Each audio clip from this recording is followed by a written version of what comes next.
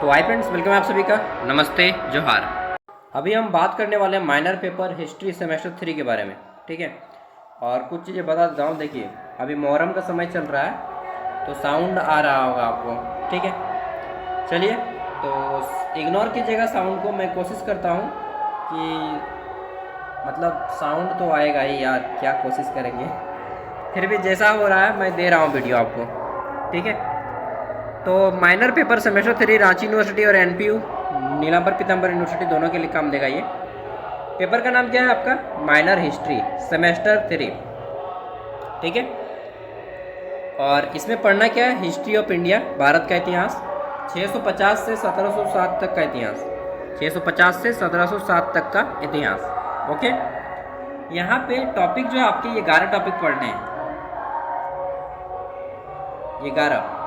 ठीक है, तो ये 11 टॉपिक में क्या क्या है? बहुत सारा, यानी कि 650 से लेकर के 650 ईस्वी से लेकर के 1707 तक का इतिहास इसमें बताया जा रहा है। ठीक है, चलिए हम लोग करते हैं एक एक करके सभी प्रश्नों के उत्तर। तो देखिए, एक बार अगर हम सिलेबस को जान लें तो ज़्यादा अच्छा रहेगा, इसलिए सिलेबस को 2 मिनट में जान लेते हैं। देखिए, पढ़ना इसमें क्या है आपको? राजनीतिक ढांचा किसका? राष्ट्रकूट वंश, पाल वंश और प्रतिहार वंश। फिर पढ़ना है अरब इन सिंध। ठीक है, अरब में सिंध में अरब आक्रमण के बारे में, और पॉलिटिकल रीजन सोसाइटी। देखिए, धर्म, राजनीति और समाज के बारे में जानना है। उसके बाद स्ट्रगल फॉर पावर, यानी कि शक्ति के लिए जो युद्ध होता है, किसमें?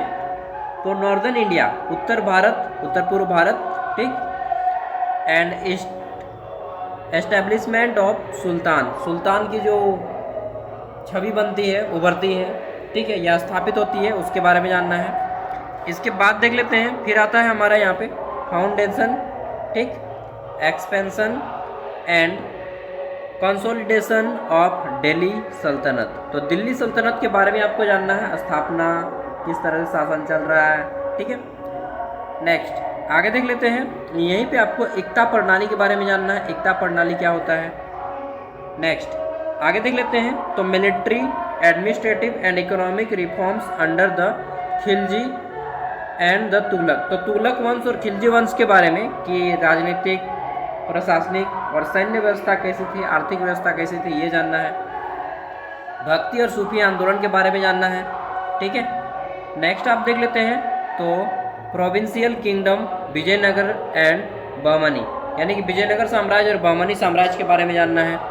उसके बाद देख लेते हैं, तो सेकेंड क्या है? अफगान स्टेट। ठीक, तो द्वितीय अफगान राज्य के बारे में जानना है।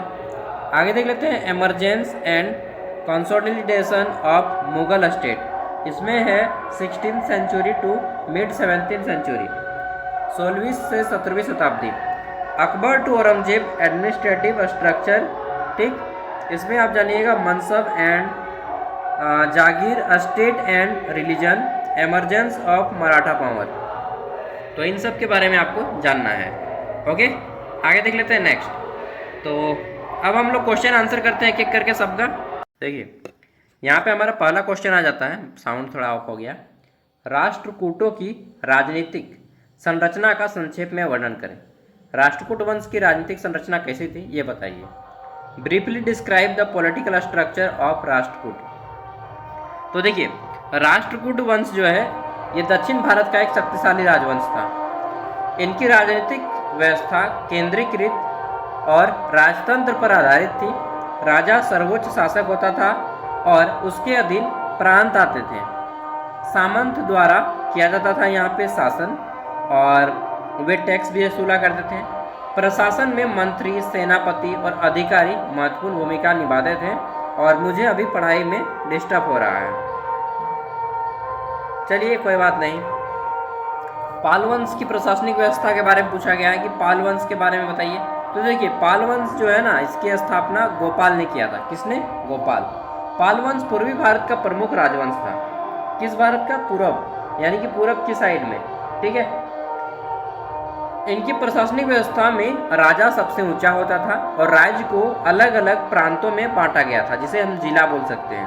ठीक है, और स्थानीय प्रशासन में अधिकारी की महत्वपूर्ण भूमिका होती थी। पाल वंश की प्रशासनिक व्यवस्था भी अच्छी थी, इतना तो सबको मालूम है ना। पाल, राष्ट्रकूट और प्रतिहार वंश। तीसरा आ जाता है प्रतिहार वंश। तो प्रतिहार की शक्ति के प्रमुख कारण क्या थे?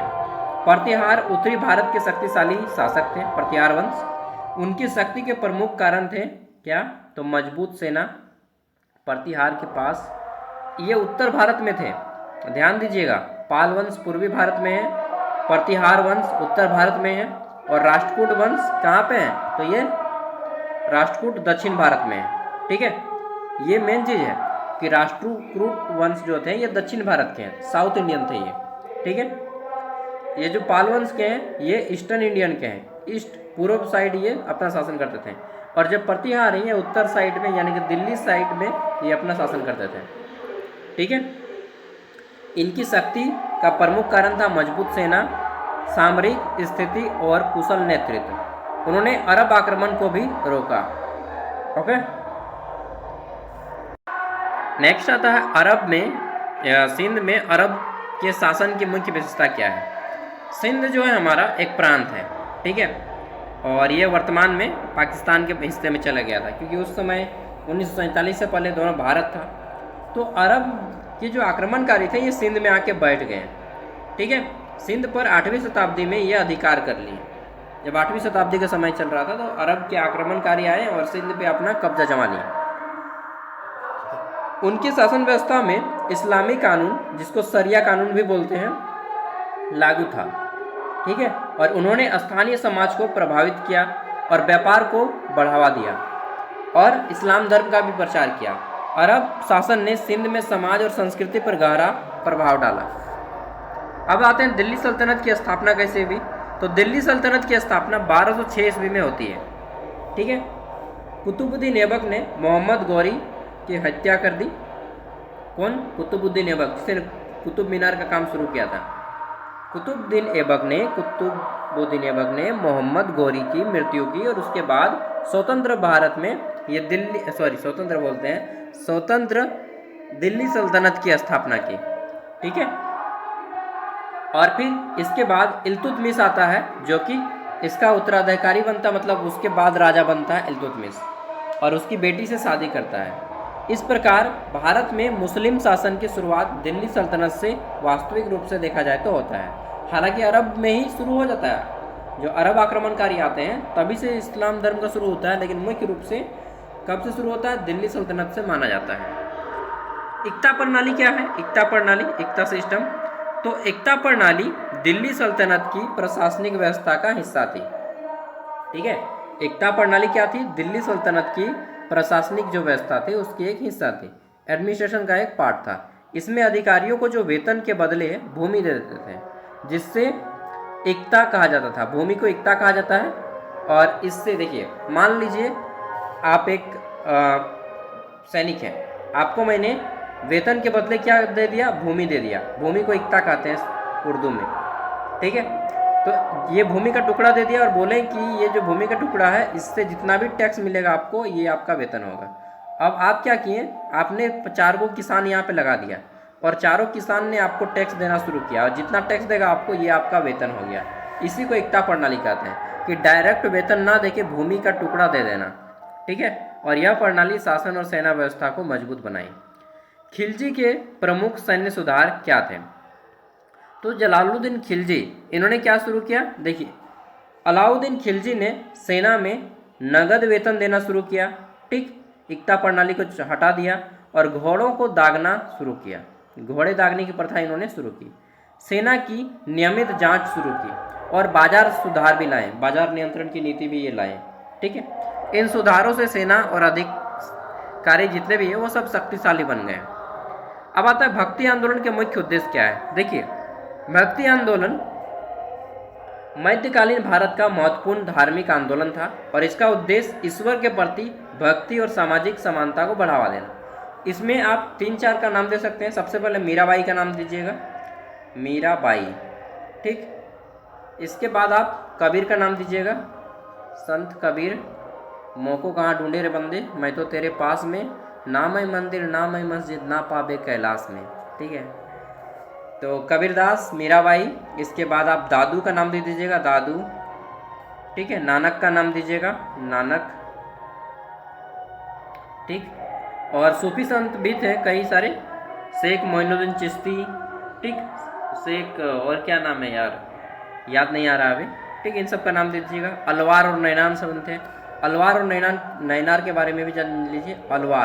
अलवार जो विष्णु भगवान की पूजा करते थे उनको अलवार कहा जाता था, ये दक्षिण भारत में साधु थे। नैनार भी दक्षिण भारत के साधु थे, बट ये शिव भगवान का पूजा करते थे। नैनार शिव भगवान का पूजा, अलवार विष्णु भगवान का पूजा। ओके, नेक्स्ट, विजयनगर साम्राज्य की विशेषता बताइए। तो आपको मालूम है कि विजयनगर साम्राज्य की स्थापना हरिहर और बुक्का राय ने 1336 ईस्वी में किए थे। विजयनगर दक्षिण भारत का एक शक्तिशाली राज्य था और इसकी विशेषताएं मजबूत सेना, उन्नत प्रशासन और समृद्ध व्यापार था। यह साम्राज्य सांस्कृतिक और आर्थिक दृष्टि से समृद्ध था और तुंगभद्रा नदी के किनारे स्थित था। ठीक है, वर्तमान में विजयनगर साम्राज्य कर्नाटक राज्य में स्थित है। मुगल साम्राज्य के उदय के प्रमुख कारण बताइए। क्या कारण था कि मुगल साम्राज्य की स्थापना भारत में हुई? देखिए, मुगल साम्राज्य की स्थापना बाबर करते हैं। कौन करते हैं? बाबर। दिल्ली सल्तनत 1206 से 1526 तक चलता है, लगभग 320 साल। ठीक है, 1526 में दिल्ली सल्तनत का एक राजा रहता है जिसका नाम था इब्राहिम लोदी। क्या नाम है? इब्राहिम लोदी। इब्राहिम लोदी को बाबर आता है, मारता है, युद्ध होता है बाबर के साथ, और इसे पानीपत का प्रथम युद्ध कहा जाता है जो 1526 में होता है। इस युद्ध में इब्राहिम लोदी हार जाता है। ठीक है, और बाबर की जीत होती है और बाबर यहीं पे मुगल साम्राज्य की स्थापना करते हैं 16वीं शताब्दी में। 16वीं शताब्दी मतलब 1500 ईस्वी से 1600 ईस्वी। तो इसके प्रमुख नेता कौन थे, या मतलब प्रमुख राजा कौन थे? बाबर, बादशाह बोलते हैं। ठीक है, तोप खाने का प्रयोग शुरू किया इन्होंने ही, और इसके बाद इसका बेटा बनता है अकबर। ठीक है, राजा। नेक्स्ट आता है तुगलक शासकों के प्रशासनिक सुधार बताइए। तो मोहम्मद बिन तुगलक, ग्यासुद्दीन तुगलक, बहुत सारे तुगलक हैं। तो तुगलक वंश शासक ने प्रशासन को अधिक प्रभावी और मजबूत बनाया। विस्तार से जान लीजिए थोड़ा सा कि विशेष रूप से मोहम्मद बिन तुगलक ने कई नवीन मतलब नए नए प्रयोग किए और उन्होंने राजधानी को दिल्ली से दौलताबाद ले गए। ठीक है, और दिल्ली से ले जाने के बाद उन्होंने पूरे भारत पर नियंत्रण मजबूत हो सके इसके लिए ये प्रयास किया, और इसके अलावा उन्होंने टोकन मुद्रा प्रणाली लागू की। ठीक है, टंका और जिंतल, जिसमें तांबे के सिक्के को चांदी के बराबर मान्यता दी गई। ठीक है, इसे टंका कहा गया, और जिंतल चांदी का सिक्का। उन्होंने कर प्रणाली यानी कि जो टैक्स लेने का था उसमें भी बदलाव किया और दोआब क्षेत्र में भी कर बढ़ा दिया, टैक्स बढ़ा दिया। ठीक है, हालांकि ये सुधार दूरदर्शी थे लेकिन व्यवहारिक कठिनाई के कारण इसे अधिकांश लोग असफल मानते हैं। मतलब ये हुआ कि उस टाइम पे इतना ज़्यादा टैक्स नहीं लिया जाना चाहिए था, इसलिए जनता इसका विरोध कर रही थी। ठीक है, अगला जाता है सूफी आंदोलन की विशेषता के बारे में बताइए। तो वही सूफी आंदोलन बोलिए चाहे आप भक्ति आंदोलन बोलिए। सूफी मतलब इस्लाम धर्म में सूफी कहा जाता है, और इस्लाम धर्म में सूफी और हिंदू धर्म में भक्ति आंदोलन कहा जाता है। तो सूफी आंदोलन मध्यकालीन भारत में इस्लामी रहस्यवाद का एक महत्वपूर्ण रूप था जिसने समाज में आध्यात्मिकता को बढ़ावा दिया। सूफी संत ने ईश्वर से प्रेम, ठीक है, विष्णुता और सहिष्णुता और मानव सेवा पर जोर दिया, और वे सभी धर्मों को एक सामान्य माने। ठीक, सूफी संत जैसे कि ख्वाजा मोइनुद्दीन चिश्ती ने लोगों को सरल जीवन, प्रेम और भाईचारा का संदेश दिया। ठीक है, और उन्होंने हिंदू मुस्लिम के नाम पर लड़ने से मना किया। अगला जाता है बहमनी साम्राज्य की स्थापना कैसे हुई। ये सब छोटा छोटा क्वेश्चन है। बहमनी साम्राज्य दक्षिण भारत का पहला स्वतंत्र मुस्लिम राज्य था जिसकी स्थापना 14वीं से शताब्दी में हुई थी। मेरा भी दिमाग आज न खराब हो जाएगा क्योंकि बाजा बज रहा है ना। ठीक है, आपको साउंड कम सुनाई दे रहा होगा बट मेरा बहुत ज़्यादा सुनाई दे रहा है। 1347 ईस्वी में अलाउद्दीन बहमन शाह ने दिल्ली सल्तनत के खिलाफ विद्रोह करके इस साम्राज्य की स्थापना की। इसकी राजधानी प्रारंभ में कहाँ थी तो गुलबर्गा और बाद में बीदर बनाई गई। बहमनी शासक ने प्रशासन को संगठित किया और दक्षिण भारत में अपनी शक्ति को मजबूत किया। ओके, नेक्स्ट अगला जाता है द्वितीय अफगान राज्य क्या था। नेक्स्ट, द्वितीय अफगान राज्य में आशय क्या है? इसका मतलब है कि भारत में लोधी वंश के शासन से जो दिल्ली सल्तनत का अंतिम चरण था वही है द्वितीय अफगान शासन। ठीक है, देखिए मैं ये पूरा का पूरा PDF आपको दे रहा हूँ यार, मन नहीं है, मतलब इतना शोर शराबा में पढ़ाई नहीं होता है, समझ रहे ना आप बात को। ठीक है, तो ये पूरा का पूरा PDF मैं वीडियो के डिस्क्रिप्शन में आपको दे रहा हूँ, जिनको चाहिए इंस्टॉल कर लीजिएगा। और इसका कोशिश करूँगा एक PYQ दे देने का, सॉल्व PYQ। ठीक है, वो मैं कल दे दूँगा। और एक चीज़ मैं बता देता हूँ, अगर किन्हीं को पास लेना है, ज्ञान सागर ऐप का पास, जिसमें आपको पूरे 4 साल तक का सभी पेपर का नोट्स मिलेगा। ठीक है, और जो बड़े बड़े पेपर हैं, कॉमन पेपर, उसके PYQ भी मिलेंगे। ठीक है, सभी पेपर के हर एक सेमेस्टर का नोट्स, कितना, 4 साल तक। तो अगर आपको चाहिए तो ज्ञान सागर ऐप इंस्टॉल कर लीजिएगा, लिंक वीडियो का डिस्क्रिप्शन में है। मैं कहता हूँ कि एक बार इंस्टॉल करके देख लीजिए। 60 रुपया है, ज़्यादा महंगा तो है नहीं, और उसमें मैं 1 साल नहीं बल्कि 4 साल पढ़ाऊँगा। ठीक है, थैंक यू दोस्तों, बाय, जोहार।